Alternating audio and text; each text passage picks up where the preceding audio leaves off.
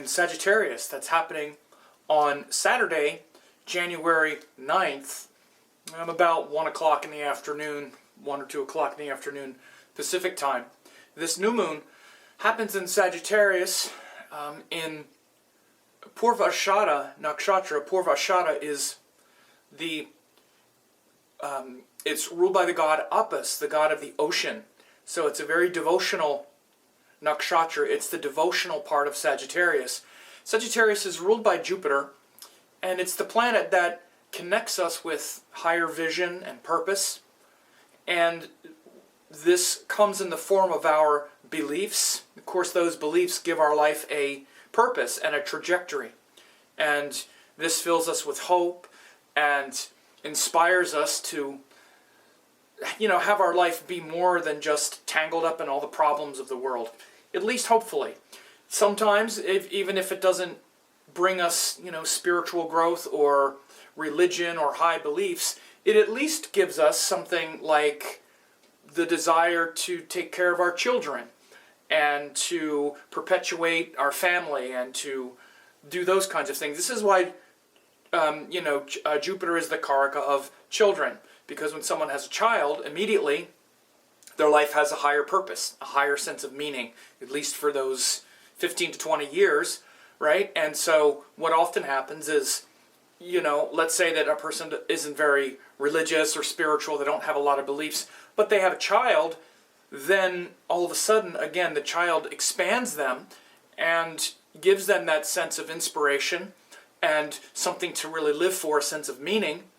And then once the child grows up, then they have to look for the sense of meaning somewhere else. This is also one reason why people can become bad parents when they assign their sense of meaning and purpose in the child, and the child stops inspiring them, like once the child starts to become an independent person and not just something that's cute that we can sort of, that's there for our own inspiration, the parents can then kind of lord over them. And if the parent doesn't find something more to be inspired by, doesn't find a purpose beyond raising the child, then there can be some real problems. And we tend to see issues with our parents can kind of stem from this. And usually what winds up happening is as we grow and the child grows and the child starts to develop a separate personality, we start to guide in a higher and higher way. And a lot of that guidance and protection also takes the place later in life as, like paying for the child's education, making sure that the child is, on their way. And that comes from Jupiter, like a sense of duty to inspire and guide and lead the child. But eventually we need to find it in something else, and that's what Jupiter is. It's that domain of being inspired and how that gives our life a purpose and a clear goal. So this is going to be big for the next 30 days or so, from January 9th for the next 30 days as we're working through this Sagittarius cycle. So when Sun and Moon come together, it starts that cycle. So wherever Sagittarius is for you, that'll be important. Like if you have a Pisces rising sign, that's your 10th house. If you have a Cancer rising sign, that's your 6th house. So, I do these forecasts every month where, I teach each rising sign, each person, where this cycle is happening for them. So if you want to know about that for your sign and you're not a member of my site, you can join for only a penny and you get to learn that. But besides that, the nakshatra of Purva Ashada is the quality of Sagittarius that's very devotional. Like we're devoted to our children. It's ruled by the god Apis, which is the god of water, the god of the water. And water is related to love and nurturing and sustenance, just like we water a plant. We water something, we nurture it with our love. And it's very simple, and we feel good when we can provide something that allows another being to grow. It's a very deep principle. In an Ayurvedic sense, water is related to food. Food is actually water. Anything we can taste, that rasa, is related to water. And so it's the same way. We feed the child, right? You see what happens once we once we, eat food, it might start as something solid, but by the time it goes down the hatch, it's some form of liquid. So it's about nurturing and sustenance, and it's that part of Sagittarius that is devotional. Now, we also have to be careful because we can be fanatical as well. Because belief without intelligence and discrimination becomes fanaticism, dogmatism. This is why we can just believe in something blindly and not test it. So that's going to be a big theme as well. Your beliefs and your lack of discrimination around them will be called into question. And not just in things like your spiritual life. People make too much out of the spiritual part of it. The things that we believe aren't necessarily spiritual. Some people's philosophy of life, which is what Jupiter is, it's just your philosophy, what you believe. Many people's philosophy is not about something otherworldly. It becomes something very much of this world. It might be very material. Or something, for instance, like the legal system is something, it's like law, it's like man-made law. Or maybe there's not a lot of belief in anything bigger, it's just trying to grow and expand my power and my influence and my wealth. So whatever it is that you believe, whatever your belief system is, it may tend to change, slowly because of this quality of Purva, Ashada, Nakshatra, again, which is that we're all sort of devoted to our beliefs. We can see that with our children, the way we're devoted to them, but also to our gurus, to our religions. And it gives us comfort. But again, if it's not mixed with intelligence and discrimination and we don't understand the things we believe, then it's going to fail us when we actually need it. Because when life kicks us to the curb, we actually tend to fall back on the skills that we've developed. That's why you see people act very out of concert with their beliefs once you threaten their money or you threaten their comfort zone. Then the most spiritual or religious person in the world turns into kind of an animal trying to survive because they haven't integrated those beliefs into their daily experience and through their realm of understanding. So this is the big thing that we'll be looking at. A few very important, ancillary placements. In particular, Jupiter just turned retrograde. Jupiter will have just turned retrograde at that time. And so Jupiter's retrograde in Leo. So the retrograde motion of Jupiter has us reflecting on our beliefs, anyway. So we're all at a phase right now where we are reflecting on what inspires us because Jupiter has turned retrograde. And it's also joined Rahu. Rahu has now gone into Leo, barely. Rahu pokes his head into Leo on January 9th. So the day of this new moon, Rahu crosses over the threshold from Virgo into Sagittarius. Now this is using the true node and the Lahiri Ayamsha. So there's a true node and a mean node calculation. So before you say, I have it January 29th, that's the mean node. So there's a mean node calculation and a true node calculation. Where the node actually is that true node changes on January 9th.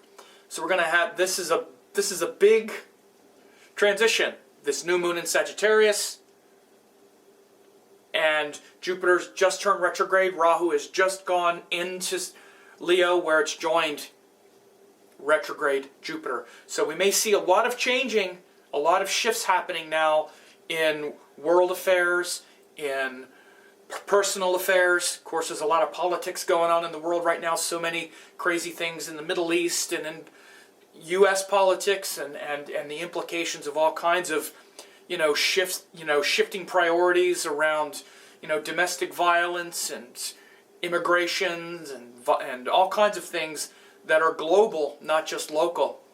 And so the stage is set for that kind of philosophical kind of battleground. And this is a big thing that's happening right now in the world. We can feel it. We're having to choose what kind of world we want, actually, on some level. I talked about this with the recent Mercury retrograde video that also just happened. That's the other thing that is that's also just happened is Mercury turned retrograde. And so we're having to also reflect on what the true story is. Trying to hear behind the rhetoric, trying to hear behind the propaganda on all levels.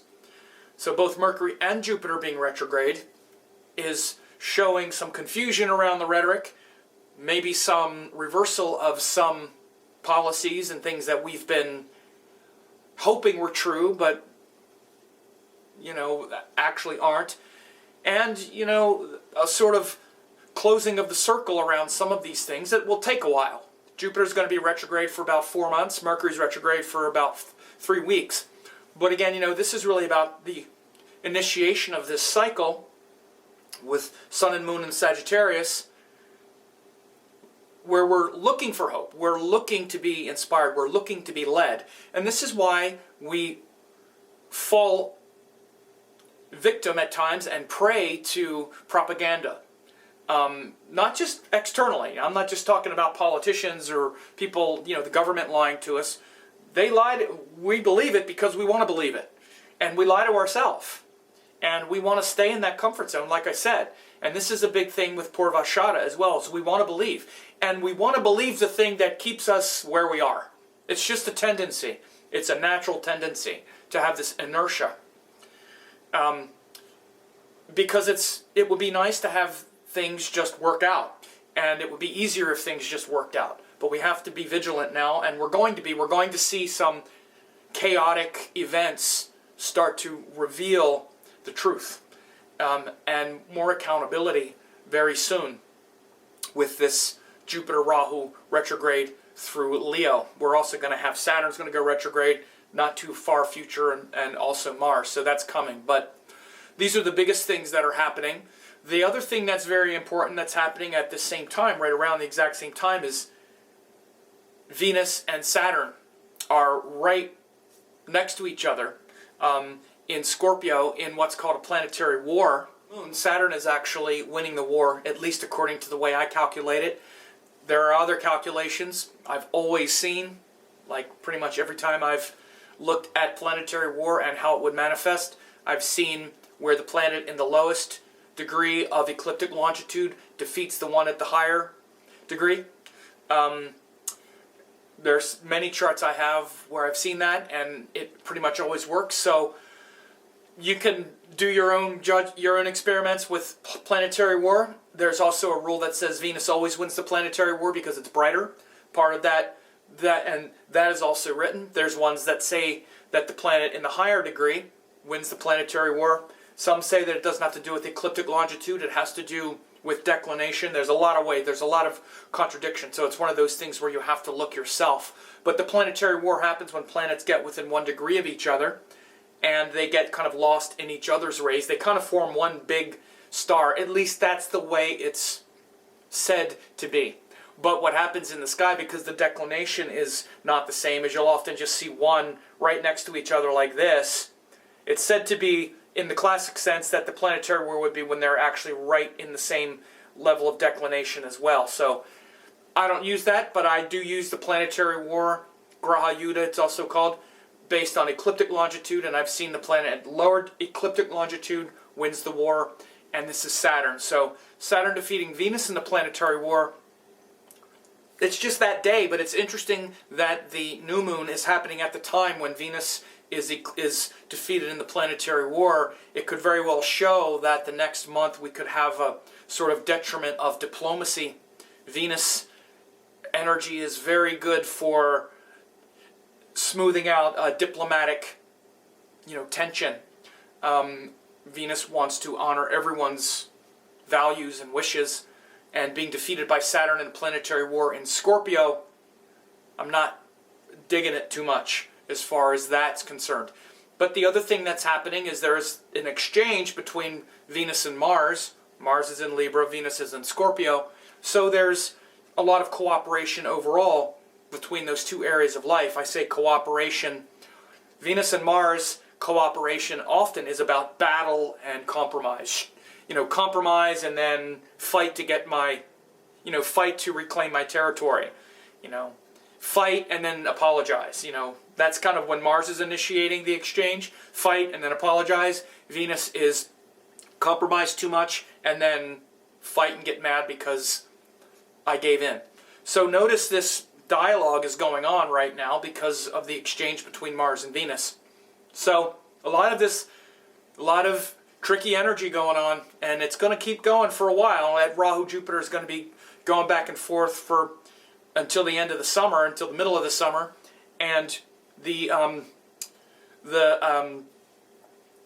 pretty soon we're going to have Mars and Saturn both in Scorpio, which I'll talk about later. But for this new moon, it's really a time to connect with what inspires you, to what motivates you toward higher purpose and the higher good, to try to see through your tendency to,